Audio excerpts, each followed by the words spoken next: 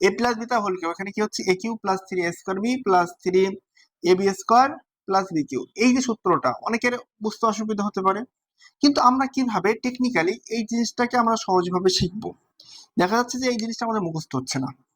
অঙ্ক করতে গিয়ে দেখা যাচ্ছে যে অনেক ছাত্রছাত্রীদের সূত্র মুখস্থ হয় না বলে সে বাধ্য হয়ে অঙ্ক করা বাদ দিয়ে দেয়। আসলে এমন করলে হবে না। Math is nothing but practice. অঙ্ক কিছুই না প্র্যাকটিস ছাড়া।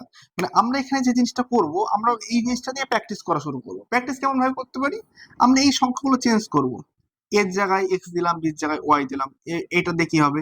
তাহলে X cube plus 3x square B plus 3x B square plus Y cube. এখানে এই বি হবে না, বি হবে না, এখানে কি আছে, বির জায়গায় ওয়াই আছে, তাহলে এখানে কি হবে, ওয়াই হবে। এই জিনিসটা মানে আমরা মিলনের জিনিস যে খেলাটা, সেই খেলাটা এখানে খেললাম। এইভাবে সি প্লাস ডি তার whole cube plus M plus N তার হোল কিউ প্লাস আমরা পি প্লাস কিউ তার whole cube, X plus Y M plus N Z Y Z P Q A B C D F যে যত সংখ্যা আছে, এমন ভাবে 10টা প্র্যাকটিস আমরা করবো।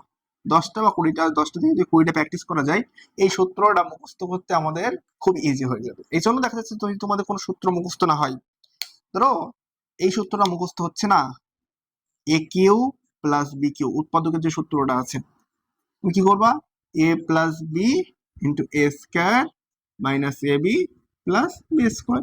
এই সূত্র যদি কারোর মুখস্থ হচ্ছে না, সে কি করবে, M Q plus N Q কত হয়, এইভাবে মিলিয়ে লিখবে।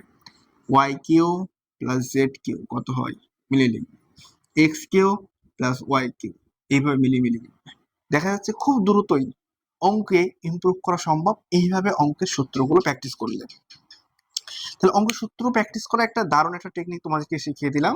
টেকনিকটা হলো যে আমরা এই জিনিসটা মুখস্থ করার দরকার নেই, আমরা শুধু মিলিয়ে মিলিয়ে মিলিয়ে যাবো, দেখবো যে আমাদের দ্রুতই অঙ্কটা সমাধান হয়ে গেছে।